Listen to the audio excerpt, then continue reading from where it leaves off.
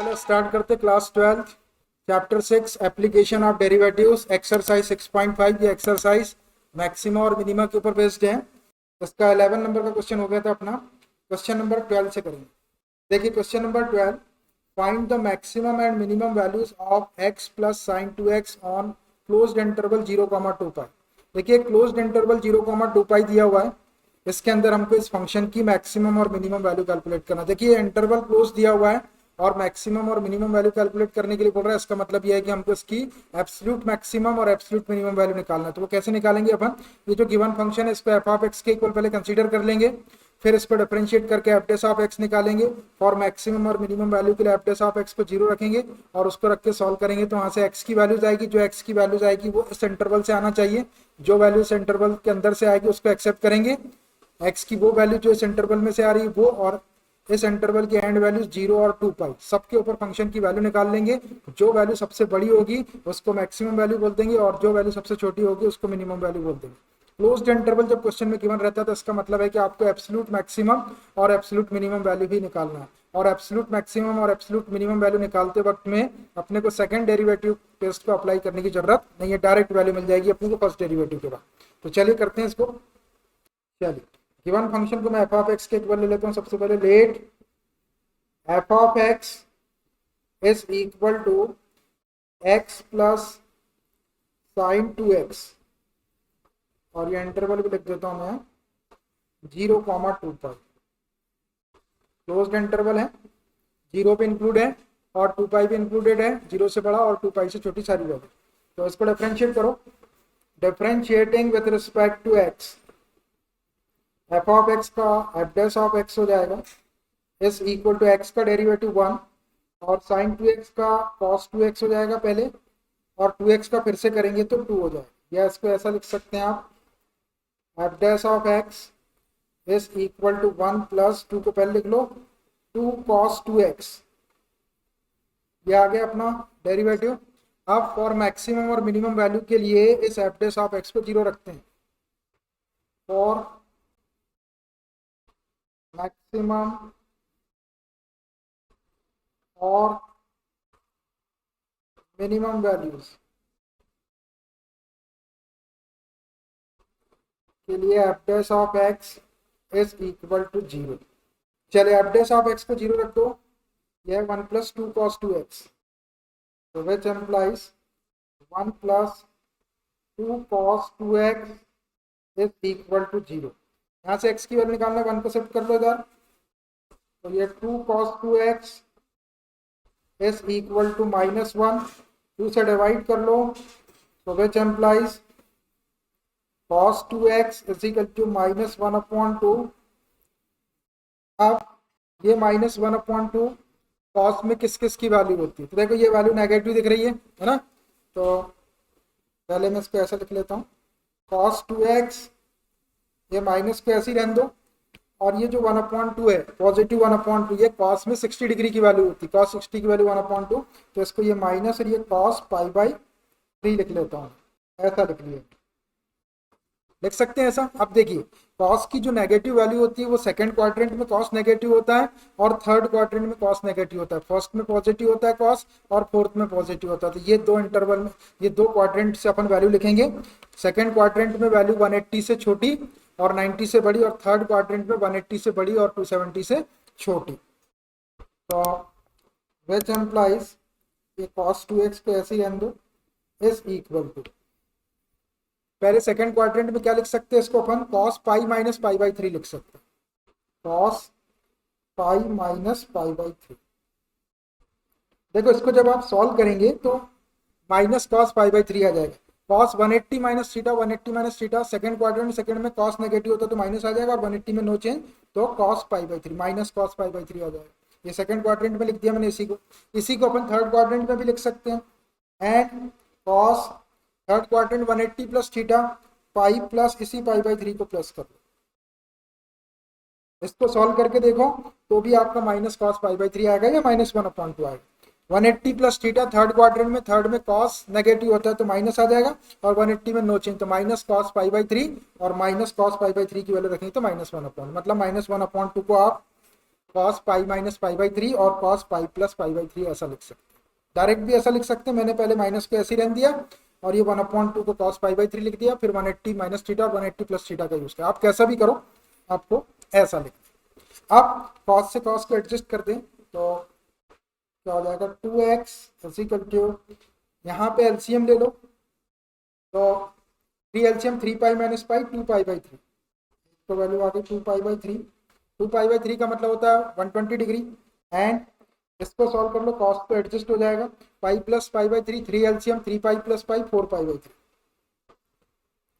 135 नहीं होगा। 4 पाई बाई 3 का मतलब 3 से 60 टाइम और 6 4 जा 24, 240 डिग्री होगा।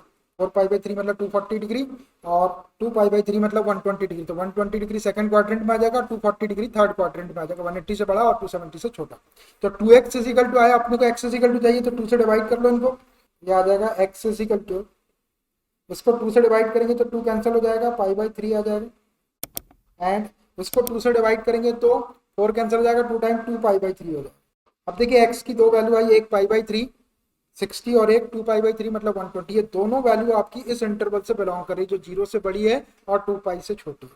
बिलोंग्स टू इंटरवल 0, देखो अपने को यहाँ से x की दो वैल्यू मिल गई, एक पाई बाई 3 और एक 2 पाई बाई 3, और इंटरवल की दो वैल्यू एंड वैल्यू 0 और 2 पाई, तो x की टोटल 4 वैल्यू हो गई अपने पास में।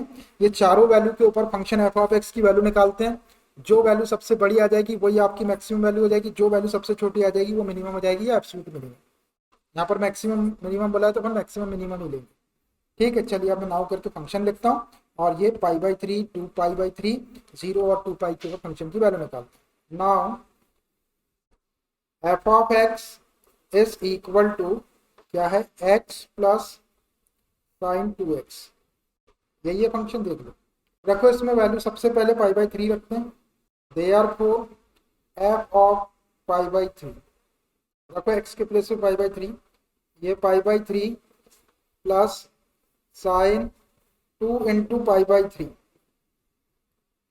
ये क्या हो जाएगा, ये पाई by 3 plus sine 2 pi by 3,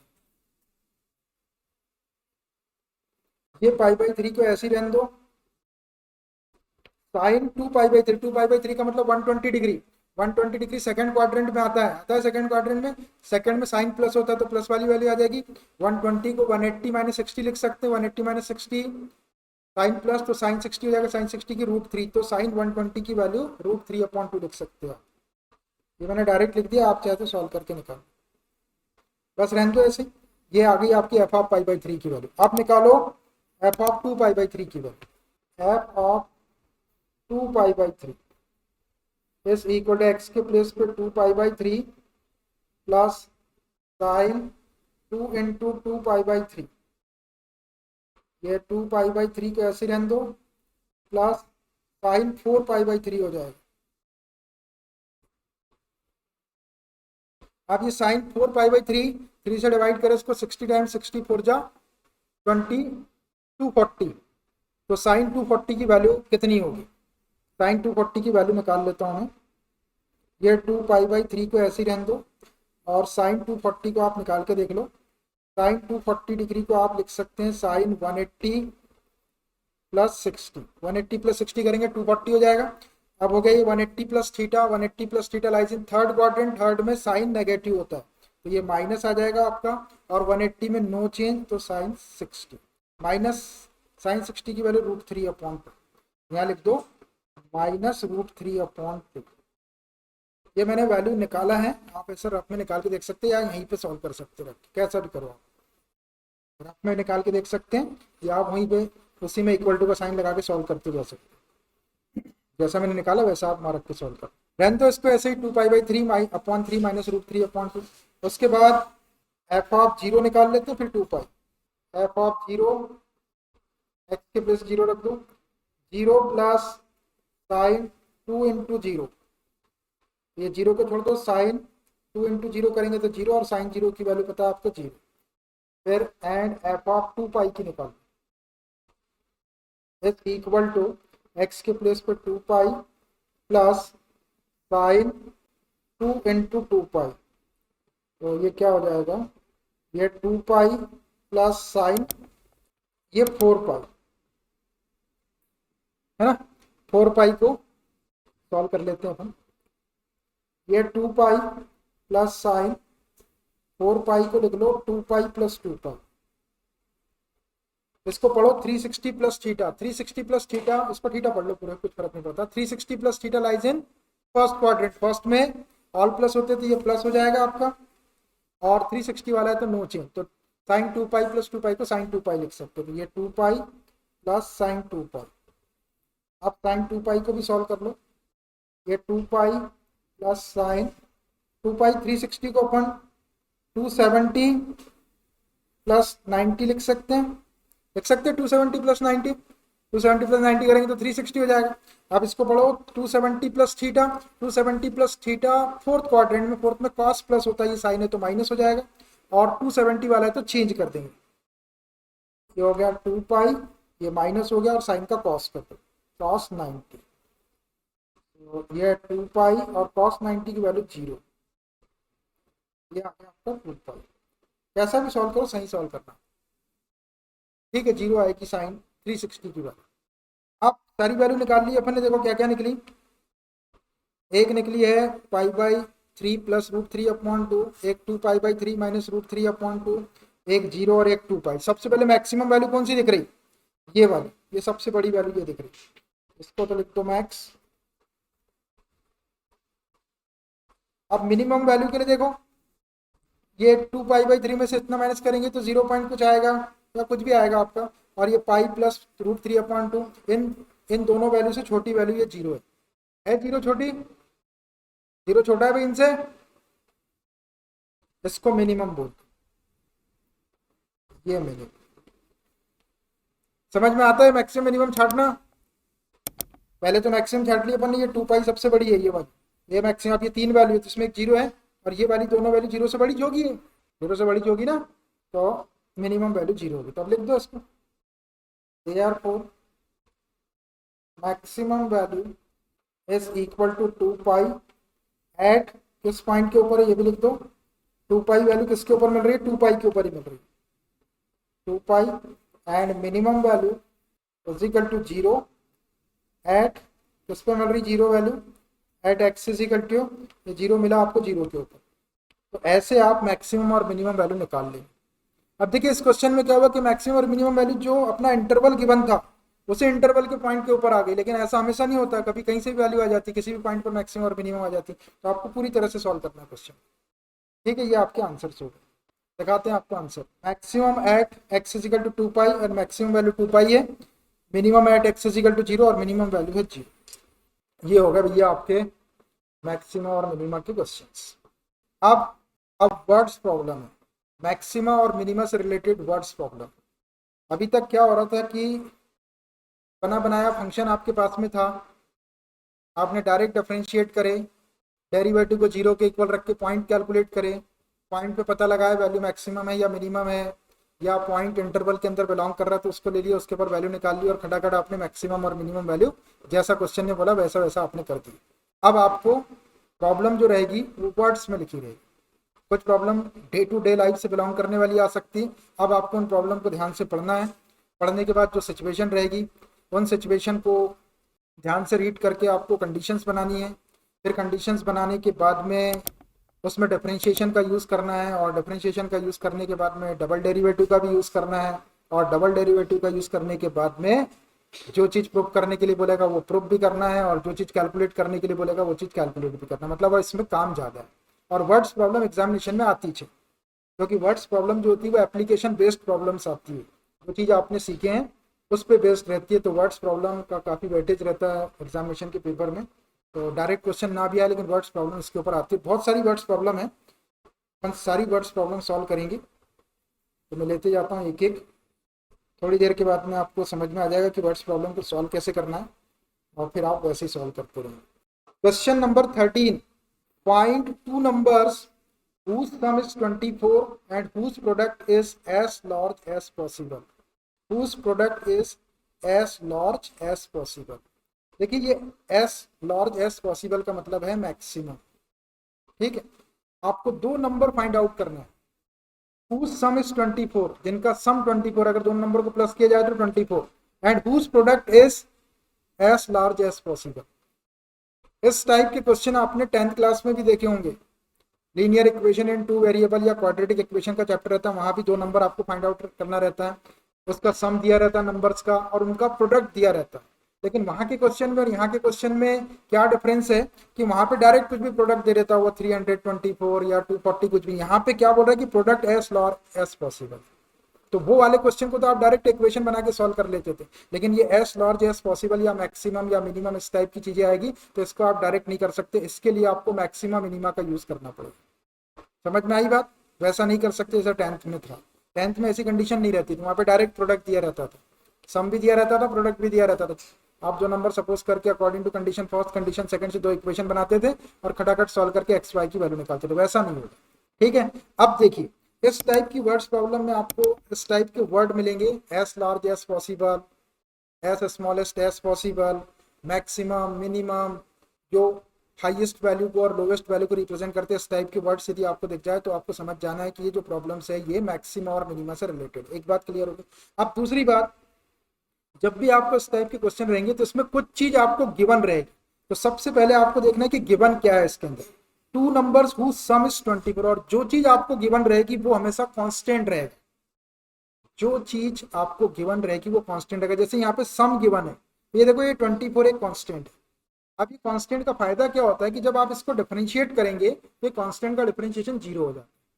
किसी क्वेश्चन में रेडियस गिवन रहेगी, किसी में हाइट गिवन रहेगी, किसी में वॉल्यूम गिवन रहेगा, किसी में सरफेस एरिया गिवन रहेगा, जो भी चीज गिवन रहेगी उसको आपको सबसे पहले लेना है, सॉल्व करते वक्त में सबसे पहले लेना है। और उसका फायदा ये रहता है कि उसको जब डिफरेंशिएट करते हैं अपन कांस्टेंट को तो उसका डेरिवेटिव 0 आ जाता है। और दूसरी सबसे ज्यादा इंपॉर्टेंट चीज, जिस चीज के बारे में मैक्सिमम या मिनिमम वो यूज करेगा, जैसे यहाँ पे product is as large as possible बोल रहा है, तो जिस भी चीज को मैक्सिमम या मिनिमम बोलेगा वो उस चीज को आपको डिफरेंशिएट करना पड़ेगा। क्वेश्चन में बहुत सारी चीजें रहेगी, जैसे एक क्वेश्चन में वॉल्यूम है, सरफेस एरिया है और रेडियस वेडियस ये सब कुछ दिया हुआ है।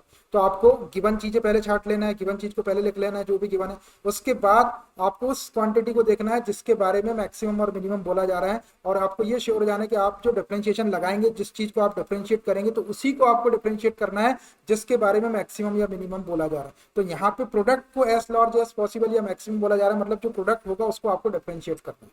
बात समझ में आई? एक गिवन चीज आपको पहले लिख लेना है और गिवन जो भी रहेगा वो कांस्टेंट रहेगा, उसका डेरिवेटिव 0 होता है, उसको अपन सबसे पहले ले लेंगे जो चीज गिवन रहती। उसके बाद अपन वो चीज को लेंगे जिसको मैक्सिमम और मिनिमम बोल रहा है, उसका फॉर्मूला वगैरह लगा के जो भी लिखना है वो लिख लेंगे और फिर आपको उसको डिफरेंशिएट करना है। और डिफरेंशिएट करने के पहले आपको क्या करना पड़ेगा कि जैसे ये क्वेश्चन में प्रोडक्ट है तो आप ये दो नंबर अपन x और y सपोज कर लेते तो product p is equal to x into y आएगा। तो वहाँ पे दो वेरिएबल आएगा, लेकिन अपन जब डिफरेंशिएट करते तो अपन एक ही वेरिएबल के रिस्पेक्ट में डिफरेंशिएट करते हैं, x के रिस्पेक्ट में या y के रिस्पेक्ट। तो आपको क्या करना पड़ेगा, वो दो वेरिएबल में से किसी एक वेरिएबल को दूसरे की टर्म में एक्सप्रेस करके उसको एक वेरिएबल में बनाना पड़ेगा। चाहे आप x में बना लो चाहे वो y में बना लो, उससे कोई फर्क नहीं पड़ता। वो अपने क्वेश्चन की कंडीशन पर डिपेंड करेगा कि किस टाइप का कंटेंट अपने को दिया है। अपन x को y में भी कन्वर्ट कर सकते हैं, मतलब x की वैल्यू y के टर्म में भी लिख सकते हैं, y की वैल्यू x के टर्म में भी लिख सकते हैं, या जितने भी वेरिएबल रहेंगे तो उसको एक वेरिएबल में आपको कन्वर्ट कर लेना है और उसके बाद उसको डिफरेंशिएट करना है। डिफरेंशिएशन आपके पास में आ जाएगा डेरिवेटिव। डेरिवेटिव आने के बाद आपको क्या करना है, फॉर मैक्सिमम और मिनिमम वैल्यू के लिए उस डेरिवेटिव की जो भी वैल्यू आ रही है उसको 0 के इक्वल रखना है। 0 की वैल्यू रखने के बाद आपको वहां से पॉइंट मिलेगा। अब x है जैसे तो x की वैल्यू मिली, अब एक भी वैल्यू मिल सकती, दो भी मिल सकती। अब उन वैल्यूज के ऊपर आपको ये चेक करना पड़ेगा कि वो पर्टिकुलर चीज मैक्सिमम है या मिनिमम, उसके लिए आपको सेकंड डेरिवेटिव लगाना पड़ेगा। जैसे इसमें एज लार्ज एज पॉसिबल मतलब मैक्सिमम उसने बोल दिया है, लेकिन आपको पहले वेरीफाई करना पड़ेगा कि जैसे x इज इक्वल टू एक पॉइंट मिला अपने को 1, तो उस 1 के ऊपर उसका जो प्रोडक्ट है वो एज लार्ज एज पॉसिबल है या मैक्सिमम है, ये आपको शो करके दिखाना पड़ेगा। और उसके बाद जब वो वैल्यू वेरीफाई हो जाएगी x इज इक्वल टू 1 पर ही इसका प्रोडक्ट मैक्सिमम होता है, फिर आप उस x की वैल्यू को गिवन जो आपका इक्वेशन रहेगा उसके अंदर रख के आप दूसरे वाले जो भी चीज पूछ रहा है उसकी वैल्यू निकाल दो।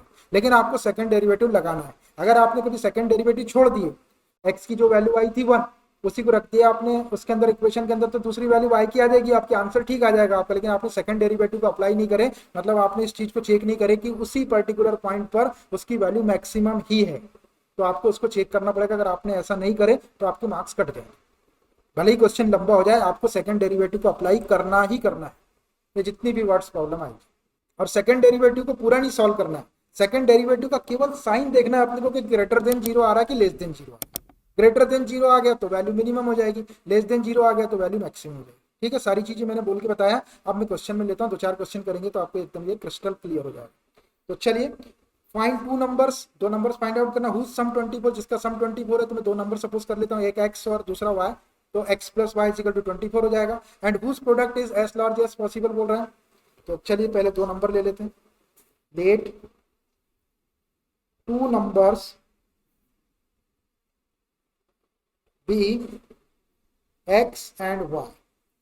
जब आपने दो नंबर्स को x और y ले लिए तो देयरफॉर इनका सम क्या हो जाएगा, x plus y is equal to 20। देखो ये अपने को गिवन था, इसको मैंने सबसे पहले लिख दिया।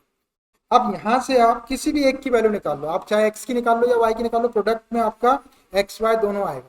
तो मैं यहां से y की वैल्यू निकाल लेता हूँ x के term, y is equal to 24 minus x. इसको एक इक्वेशन दे दो, जहां y आएगा उसको 24 माइनस एक्स से रिप्लेस कर। और जब आपकी x की वैल्यू आ जाएगी, सेकंड डेरिवेटिव अप्लाई करके आप चेक भी कर लेंगे value as large as possible होती है, तो फिर आप यहाँ रख देंगे x की वैल्यू, तो y की वैल्यू आ जाएगी। आपको नंबर निकालना है x और y। ठीक, अब देखिए, ये तो हो गया अपना गिवन, जो गिवन था उसको मैंने सबसे पहले ले लिया। अब ले लो आप जिसको आपको डिफरेंशिएट करना है। तो पहले प्रोडक्ट के लिए मैं p ले लेता हूँ। ये प्रोडक्ट p पूरा भी लिख सकते हैं आप। क्या हो जाएगा, x और y का प्रोडक्ट x y हो जाएगा। अभी देखो, इसको एज लार्ज एज पॉसिबल या मैक्सिमम बोला तो इसको डिफरेंशिएट करना पड़ेगा। तो डिफरेंशिएट करने से पहले यहाँ देख लो, यहाँ दो वेरिएबल है, इसको एक वेरिएबल में कन्वर्ट करो। तो x को x ही रहने दो, ये y की ये वाली वैल्यू रख दो यहाँ पे, तो पूरा एक वेरिएबल आ जाएगा। अपन उसको आसानी से डिफरेंशिएट कर लेंगे x के रिस्पेक्ट में। तो ये product p is equal to क्या हो जाएगा, x इंटू वाई की वैल्यू 24 माइनस एक्स। अब इसमें x का इंटू कर लेते हैं पहले, तो डिफरेंशिएशन ज्यादा आसान हो जाएगा। तो ये हो जाएगा 24x माइनस एक्स स्क्वायर। बिना मल्टीप्लाई किए भी कर सकते हैं आप, लेकिन बिना मल्टीप्लाई किए आप डिफरेंशिएट करेंगे तो आपको प्रोडक्ट रूल लगाना पड़ेगा, वो महंगा पड़ जाएगा अपने को, इसलिए मैंने इंटू कर दिया। अब मैंने आपको बताया कि जिस चीज को मैक्सिमम या मिनिमम बोलेगा उसको डिफरेंशिएट करना है, तो इसी को डिफरेंशिएट करें। आप डिफरेंशिएट करने के पहले अपन इसको एक वेरिएबल में बना भी लिए, अब ये आसानी से डिफरेंशिएट हो जाएगा। डिफरेंशिएटिंग विथ रिस्पेक्ट टू, तो पी का हो जाएगा dp by dx is equal to 24x का 24 सामने आएगा, x का 1 हो गया, माइनस एक्स स्क्वायर का 2x हो गया। यहाँ से 2 कॉमन निकल जाता है, तो dp by dx is equal to 2 common निकालो, यहाँ बच गया आपका 12 माइनस एक्स। अब फॉर मैक्सिमम और मिनिमम प्रोडक्ट के लिए इसको जीरो रखना। आप यहाँ पे देखो वर्ड जैसा लिखा है वैसा लिख दो। यहाँ पे लार्जर बोल रहा है, एज लार्ज एज पॉसिबल, तो फॉर लार्जेस्ट और स्मॉलेस्ट वैल्यू लिख लेता हूँ मैं, फॉर लार्जेस्ट और स्मॉलेस्ट प्रोडक्ट लिख लेता हूँ। जैसा क्वेश्चन में गिवन रहेगा वैसी चीज लिख दो आप, और डायरेक्ट मैक्सिमम मिनिमम भी लिखे तो कोई फर्क नहीं पड़ता है, लेकिन अगर आप क्वेश्चन में जैसी टर्म्स यूज हो रही है अगर आप उसका यूज करेंगे तो ज्यादा अच्छा लगता है। तो फॉर लार्जेस्ट और स्मॉलेस्ट प्रोडक्ट के लिए मैं डीपी बाय डीएक्स को जीरो रख देता हूँ। और लार्जेस्ट और स्मॉलेस्ट प्रोडक्ट, देखिए जो भी आप वर्ड लिखेंगे उसका मीनिंग मैक्सिमम और मिनिमम ही रहेगा। लार्जेस्ट मतलब मैक्सिमम और स्मॉलेस्ट मतलब minimum. dp by dx is equal to 0। dp by dx की वैल्यू रख देते हैं 2 into 12 minus x is equal to 0। 2 से डिवाइड कर लो इसको, 12 minus x is equal to 0। यहाँ से x की वैल्यू निकालेंगे, माइनस एक्स को उधर शिफ्ट कर लो, तो x इज इक्वल टू 12। देखो एक वैल्यू तो आ गई अपनी, x इज इक्वल टू 12। जो दो नंबर अपने को फाइंड आउट करना था उसमें का एक नंबर तो आ गया आपका 12। अब ये x की वैल्यू को अपन यहाँ पे रखते इक्वेशन फर्स्ट में, तो y की वैल्यू आ जाएगी 24 माइनस 12 करेंगे तो वो भी 12। लेकिन अभी आपको डायरेक्ट वैल्यू नहीं रखना। अगर आपने डायरेक्ट वैल्यू रख दी तो अभी जो आपका प्रोडक्ट है वो इस x इज इक्वल टू 12 पर लार्जेस्ट भी हो सकता है और स्मॉलेस्ट भी हो सकता है। उसने एज लार्ज एज पॉसिबल बोला है, मतलब लार्जेस्ट होना चाहिए, तो हमको वेरीफाई करना पड़ेगा कि इस x इज इक्वल टू 12 के ऊपर इसका प्रोडक्ट लार्जेस्ट ही होता है। उसके बाद जब वो प्रूफ हो जाएगा, मतलब सेकंड डेरिवेटिव लेस देन 0 आ जाएगा, उसके बाद आप ये वाली x की वैल्यू को यहाँ रख सकते हैं। अभी तुरंत रखेंगे तो y की वैल्यू करेक्ट आ जाएगी, मगर उसके आपके सेकंड डेरिवेटिव के मार्क्स चले जाएंगे। तो आपने ये वेरीफाई नहीं करे कि इस नंबर के ऊपर आपका प्रोडक्ट जो है वो एज लार्ज एज पॉसिबल है। ठीक, तो अब मैं जाता हूँ सेकंड डेरिवेटिव पर।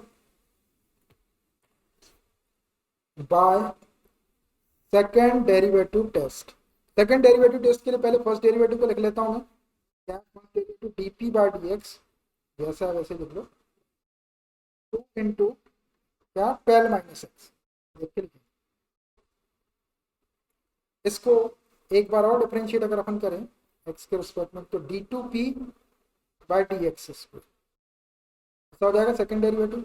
ये 2 कांस्टेंट है सामने, 12 का 0 हो गया और माइनस एक्स का -1 हो गया विच इज इक्वल टू -2। अब d2p बाय dx स्क्वायर की value at x is equal to 12 के ऊपर निकालना, therefore d2p by dx square at x is equal to 12, जो पॉइंट है उसके ऊपर। इसमें x के प्लेस पे 12 रख दो, तो यहाँ x है ही नहीं तो रखने की जरूरत नहीं है, -2, और आपको पता है कि -2 जो होता है वो लेस देन 0 होता है। देखिए x इज इक्वल टू 12 के ऊपर जो सेकंड डेरिवेटिव है वो लेस देन 0 आ गया, इसका मतलब जो प्रोडक्ट होगा वो क्या होगा, एज लार्ज एज पॉसिबल होगा। Therefore product is as large as possible at x is equal to 12। देखिए हमने यहाँ पे प्रूव कर दिए कि x इज इक्वल टू 12 के ऊपर जो प्रोडक्ट है वो एज लार्ज एज पॉसिबल है, मतलब जितना ज्यादा से ज्यादा लार्ज पॉसिबल है उतना होता है। तो अब ये वैल्यू वेरीफाई हो गई कि अब x इज इक्वल टू 12 पर ही उसका प्रोडक्ट लार्जेस्ट होगा। तो अब आप इस x इज इक्वल टू 12 को यूज करके y की वैल्यू निकाल सकते हैं। तो मैं ये इक्वेशन फर्स्ट में रख देता हूँ, y is equal to 24 minus x है, y is equal to 24 minus x, इसमें x की वैल्यू रख दो 12, y इज इक्वल टू ये 24 माइनस 12, 24 में से 12 माइनस कर लेंगे तो y is equal to 12। Therefore the required two numbers क्या आ गए 12 and 12। Therefore the required two numbers are 12 and 12। Required two numbers जो है वो पहला नंबर भी 12 है और दूसरा नंबर भी 12। यही दो ऐसे नंबर है जिनका सम 24 है और जिनका product as large as possible. अब देखिए थोड़ा सा इसको एनालाइज करते हैं।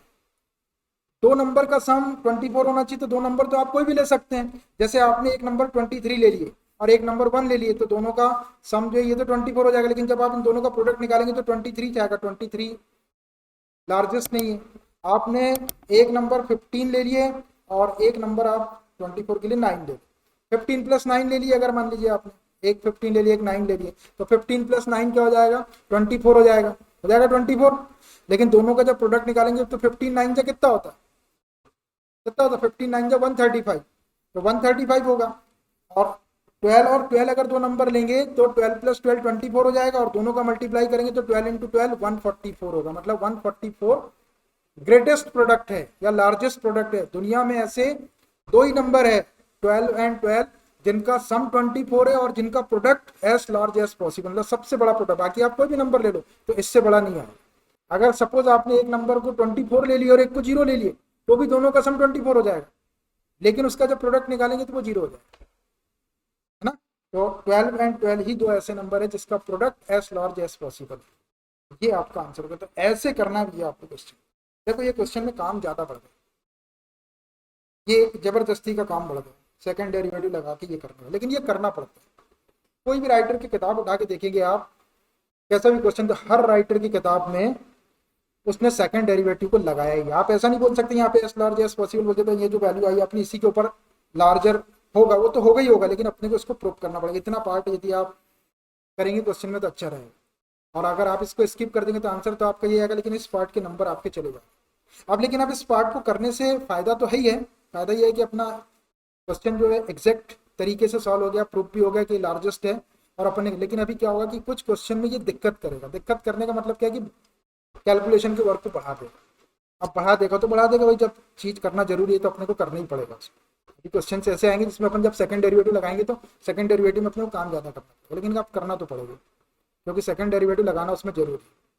बहुत सारे बड़े बड़े राइटर की किताब भी आप ढूंढेंगे तो उसमें भी आपको इसको सेकंड डेरिवेटिव को वो सॉल्व करता ही है, उसके थ्रू पहले प्रूव करता है और उसके बाद ही वैल्यू को अप्लाई करता है। तो आपको भी करना पड़ेगा, मैं स्किप नहीं कर सकता। कोई ऑर्डिनरी आदमी पढ़ाने वाला उसको स्किप कर दे और डायरेक्ट एक्स की वैल्यू वहाँ रख के 12 वाई की वैल्यू ले आए तो उसकी बात अलग, क्योंकि उसको जवाब नहीं देना। यहाँ तो जवाब पूछने वाले आ जाते हैं कि भैया ये कैसे होगा वो कैसे होगा, है ना, बताना पड़ता है उनको। आपने कुछ भी बोल दो, आप कुछ भी लिख दो, उसका जवाब देना पड़ेगा। Question number 14, find two positive numbers. देखिए अब two positive numbers find out करना, एक्स एंड वाई। जो अपन सपोज करते हैं उन्होंने अपना काम आसान कर दिया कि एक्स और वाई दे दिया, such that x plus y is equal to 60, मतलब उसका सम जो है वो 60 के इक्वल है। And x y cube is maximum, x y cube, x into y cube का जो प्रोडक्ट है वो मैक्सिमम है। तो आप इसमें देखो टू पॉजिटिव नंबर्स अपने को फाइंड आउट करना है, वो हमने लिख भी दिया, एक्स और वाई अपने को सपोज करने की जरूरत नहीं है। अपन डायरेक्ट ये जो गिवन है एक्स प्लस वाई 60 ये ले लेंगे, x plus y equal to 60। अब यहाँ पे दो वेरिएबल है तो किसी एक की वैल्यू निकालेंगे, और ये मल्टीप्लाई को रिप्रेजेंट कर रहा है तो इसको अपन प्रोडक्ट ले लेंगे। अब यहाँ पे दो वेरिएबल दिख रहे हैं तो दो वेरिएबल में से इसको एक वेरिएबल बना लेंगे और इसको डिफरेंशिएट करेंगे। क्यों डिफरेंशिएट करेंगे? क्योंकि इसको मैक्सिमम बोल रहा है, जिस चीज को मैक्सिमम मिनिमम बोलता है उसी को डिफरेंशिएट करना पड़ता है। डिफरेंशिएट करके जीरो के इक्वल रख के सॉल्व करके एक्स की वैल्यू निकालेंगे या वाई की वैल्यू निकालेंगे, फिर सेकंड डेरिवेटिव अप्लाई करके उस वैल्यू को वेरीफाई करेंगे कि उसके ऊपर ये जो वैल्यू है ये मैक्सिमम है, और उसके बाद में आप उस वैल्यू को इक्वेशन फर्स्ट में रख के रिमेनिंग वेरिएबल की वैल्यू निकाल सकते। चलिए देखिए मैं लिखता हूँ इसको। सबसे पहले जो चीज गिवन है उसी को लिख लो। क्या गिवन है? X plus y is equal to 60, x plus y is equal to 60। यहां से अब देखना, यहां से दो वेरिएबल है तो अपन किसी एक वेरिएबल की वैल्यू निकालते थे। अब किस वेरिएबल की वैल्यू निकालना है उसको जरा यहाँ देखो आप। ये जो आपको प्रोडक्ट दिख रहा है एक्स वाई क्यूब, इसमें अपन किसकी वैल्यू रखेंगे तो अपने को आसान पड़ेगा। ये दो वेरिएबल अपने को एक वेरिएबल में चेंज करना है। अगर अपन यहाँ पे एक्स की वैल्यू रखेंगे, एक्स की वैल्यू रख देंगे और ये वाई क्यूब हो जाएगा। अगर अपन y की वैल्यू रखेंगे तो यहाँ से वैल्यू दो टर्म में आएगी, y equal to 60 minus x आएगा, तो ये 60 माइनस एक्स का होल क्यूब करना पड़ेगा आपको। तो सामने आपका x रहेगा और फिर इस y की वैल्यू आप 60 माइनस एक्स का होल क्यूब करेंगे तो आपको होल क्यूब की आइडेंटिटी लगाना पड़ेगा, तो वो महंगा पड़ जाएगा। इसलिए अपन क्या करेंगे, यहाँ पे केवल x की वैल्यू निकालेंगे। किसके टर्म में निकालेंगे? y के टर्म में निकालेंगे। ये वैल्यू देख ली जाती है कि आपको किसके टर्म में रखने में फायदा है, उसकी वैल्यू निकालो, और नहीं तो अंधाधुना आप रखते चलेगा तो फिर आपका कैलकुलेशन वर्क पड़ जाएगा। तो मैं यहाँ से क्या करता हूँ, मैं यहाँ जिसकी पावर कम रहती है उसकी वैल्यू निकालो आप। x की पावर कम है, 1 पावर है, तो x की वैल्यू निकालो। ये पहले ही देख लेंगे तो अच्छा रहता है। x is equal to 60 minus 1, इसको एक इक्वेशन दे दो। जैसे अभी इसके पहले वाले क्वेश्चन में अपने y की निकाले थे 24 माइनस एक्स, इसमें y की नहीं निकाला। मैंने रीजन बता रहा क्यों नहीं निकाला, क्योंकि x की ये वाली वैल्यू अपन यहाँ रख देंगे 60 माइनस वाई, और ये y क्यूब ऐसी रहेगी। अगर आप कभी y की वैल्यू निकालते हैं यहाँ पे तो ये x तो ऐसी रहता है, y की वैल्यू 60 माइनस एक्स का होल क्यूब करना पड़ता है, तो यहाँ पर फिर ये सामने x रहता है और फिर होल क्यूब वाली आइडेंटिटी से उसको ओपन करना पड़ता है, तो वो अपने को महंगा पड़ जाएगा। इसलिए आप पहले ही देख लेंगे कौन सी वैल्यू आप फायदेमंद है, वो वैल्यू निकालेंगे। तो यहाँ से x की वैल्यू फायदेमंद थी, कौन सी वैल्यू फायदेमंद रहेगी? जिसकी पावर कम रहेगी। तो x की पावर कम है तो x की वैल्यू निकाल ली हमने। अब इसको मैं p ले लेता हूँ क्योंकि ये मल्टीप्लाई में दिख रहा है और इसी को मैक्सिमम बोल रहा है। इसको सपोज कर लो p के इक्वल, गिवन नहीं है तो उसको सपोज कर लो। तो let p is equal to x y cube. अब इसको मैक्सिमम बोल रहा है वो, तो मैक्सिमम के लिए हमको इसको डिफरेंशिएट करना पड़ेगा। तो डिफरेंशिएट करने के पहले ये दो वेरिएबल दिख रहे हैं, इसको एक वेरिएबल में कन्वर्ट करो। यहाँ पे अपनी एक्स की वैल्यू ये वाली है, इसको रख दो, ये हो जाएगा p is equal to x की value 60 minus y into y cube. इसमें वाई क्यूब का मल्टीप्लाई कर लो तो और आसान हो जाएगा। p इज इक्वल टू ये 60 y cube minus y raise to the power 4 हो जाएगा। अब इसको मैक्सिमम बोल रहा है तो इसको डिफरेंशिएट करना है, तो इसको y के रिस्पेक्ट में डिफरेंशिएट कर लो क्योंकि इधर y वाला फंक्शन आ गया। Differentiating with respect to y, का हो जाएगा dp by dy is equal to 60 y cube का 60 सामने है, वाई क्यूब का करेंगे तो क्या हो जाएगा 3y स्क्वायर, 3 सामने आएगा एक पावर कम, माइनस वाई रेज़ टू 4 का y के रिस्पेक्ट में 4 सामने आएगा एक पावर कम, 4y क्यूब। इसको थोड़ा सा और सॉल्व कर लो। यहाँ से क्या कॉमन निकाल लेते हैं, तो ये dp by dy is equal to 4y square common निकाल लेते हैं। देखो 4y स्क्वायर कॉमन निकालेंगे तो क्या होगा, यहाँ से 4 निकाल लो तो ये 15 बचेगा, 15 4 जा 60 होता है, 15 3 जा 45 हो जाएगा, 45 ये 45 बच गया। वाई स्क्वायर को निकाल लिया अपन ने, माइनस 4 निकाल लिया और वाई स्क्वायर को निकाल लिया तो एक वाई बचेगा, 45 माइनस और इनटू करके देख लो तो ऐसे ही आ जाएगा। अब फॉर मैक्सिमम और मिनिमम वैल्यू के लिए इसको 0 रख देते dp बाय dy। और मैक्सिमम और मिनिमम के लिए dp by dy is equal to 0। रखो भाई dp बाय dy को 0। 4y square 45 minus y is equal to 0। 4 से तो डिवाइड कर लो इसको। y square 45 minus y is equal to 0। अब either y square is equal to 0 और this equal to 0।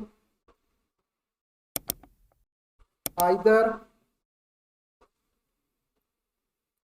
y square is equal to 0 और 45 minus y is equal to 0। Y square का under root ले लेंगे तो y इज इक्वल टू 0 और y is equal to 45। अब देखना y की वैल्यू 0 आ गई और 45 आ गई। उसने पॉजिटिव नंबर्स बोला था, x और y पॉजिटिव नंबर्स बोला था, तो y 0 y is equal to 0 जो है पॉजिटिव नेगेटिव कुछ नहीं होता, तो इसको रिजेक्ट करेंगे। बट y इज नॉट इक्वल टू 0 लिख देते हैं as x and y are positive numbers, are positive numbers। x और y पॉजिटिव नंबर से, इसलिए मैंने y इक्वल टू 0 को रिजेक्ट कर दिया। तो अब अपने पास y इक्वल टू 45 है। y इक्वल टू 45, ये एक वैल्यू तो आ गई अपनी y की। अब इस y इक्वल टू 45 को अगर अपन यहाँ पे फर्स्ट में रख देंगे इक्वेशन में, तो x की वैल्यू आ जाएगी, वही अपने को निकाल। लेकिन अभी हमको ये प्रूव करना है कि y इक्वल टू 45 पर ये जो प्रोडक्ट था एक्स वाई क्यूब ये मैक्सिमम होता है, तो इसके लिए सेकंड डेरिवेटिव लगाना पड़ेगा। ये है अपना फर्स्ट डेरिवेटिव, इसको एक बार और डिफरेंशिएट करके सेकंड डेरिवेटिव लगाते हैं बाय सेकंड डेरिवेटिव टेस्ट। तो सेकंड डेरिवेटिव क्या है के लिए, पहले फर्स्ट डेरिवेटिव को लिख लेता हूँ, dp by dy is equal to, अब देखना यहाँ ये सेकंड डेरिवेटिव, तो इससे अच्छा ये वाला ले लेते हैं बिना कॉमन निकाले। ये कॉमन तो अपन इसलिए निकाले थे कि अपने को वैल्यू निकालना था इसकी वैल्यू इसकी वैल्यू सेम है, ये ले लेते हैं तो अपने को डिफरेंशिएशन ज्यादा आसान हो जाएगा। नहीं तो ये लेंगे तो फिर आपको प्रोडक्ट रूल ऑफ डेरिवेटिव लगाना पड़ेगा, इसलिए मैं ऊपर वाला लेता हूँ। तो 6 3 जा 18, तो 180 y square minus 4 y cube लिख लेता हूँ मैं first derivative. 180 y square minus 4 y cube, यही है भाई फर्स्ट डेरिवेटिव, ध्यान से देख लेंगे। तो 180 वाई स्क्वायर माइनस 4 वाई, अब इसको एक बार और डिफरेंशिएट करो, तो ये हो जाएगा d2p बाय dy स्क्वायर, ये है सेकंड डेरिवेटिव। 180 कांस्टेंट है, वाई स्क्वायर का 2y हो जाएगा, माइनस ये 4 कांस्टेंट है, वाई क्यूब का 3y स्क्वायर। तो और सॉल्व करो, तो d2p by dy square is equal to 182 जा 360 हो जाएगा, माइनस 4 3 जा 12 वाई स्क्वायर। अब at y is equal to कितना है 45 रख दो इसमें। Therefore d2p by dy square at y is equal to 45, रखो इसमें y की प्लेस में 45, तो 360 इंटू 45 माइनस 12 इंटू 45 स्क्वायर। अब इसको सॉल्व करो और सॉल्व करके बताओ कि वैल्यू कैसी आएगी। मल्टीप्लाई कर लेते हैं भैया, 360 इंटू 45, यहाँ से 45 कॉमन निकाल लेता हूँ मैं, तो थोड़ा सा कैलकुलेशन कम हो जाएगा। ये 45 को कॉमन निकाले और देखो 12 भी कॉमन निकल जाता है, इसमें भी 12 और इसमें से भी 12। 45 इंटू 12 को कॉमन निकाल लिया मैंने, तो देखो ये 45 निकल गया, इसमें से 12 निकालेंगे तो 12 3 जा 36 और 0 30 बचेगा यहाँ, माइनस ये 12 निकल गया और 45 के स्क्वायर में से 45 निकल गया तो एक 45 बचेगा। देखो मैंने अब मल्टीप्लाई करने की जरूरत नहीं, 45 इंटू 12 और ये ब्रैकेट में 30 माइनस 45 करेंगे तो माइनस 15। अब देखो इस माइनस 15 का इसमें मल्टीप्लाई करेंगे तो नेगेटिव साइन आ जाएगा। अब आपको नेगेटिव साइन की जरूरत नहीं है, डायरेक्ट आप लेस देन 0 बोल दो इसको, ये लेस देन 0। अपने को केवल सेकंड डेरिवेटिव का साइन चाहिए कि वो ग्रेटर देन जीरो या लेस देन, पूरा मल्टीप्लाई करने की जरूरत नहीं, किसी को करना हो तो वो करे, जरूरत नहीं है अपने को, वैल्यू की भी जरूरत नहीं, केवल अपने को ग्रेटर देन लेस देन चाहिए। तो ये मैंने -15 दिखा दिया यहाँ पे, मल्टीप्लाई में तो लेस देन जीरो। अब देखो d2p by d y square at y equal to 45 पे ये लेस देन जीरो आ गया, मतलब वैल्यू कैसी होगी, मैक्सिमम होगी। p has maximum at y is equal to 45, y is equal to 45 पर p की वैल्यू मैक्सिमम है। ये वेरीफाई हो गया कि y की वैल्यू अगर 45 लेंगे तो p की वैल्यू मैक्सिमम ही आएगी। अब आप इस y इज इक्वल टू 45 को इस इक्वेशन फर्स्ट में रख के x की वैल्यू निकालो। फ्रॉम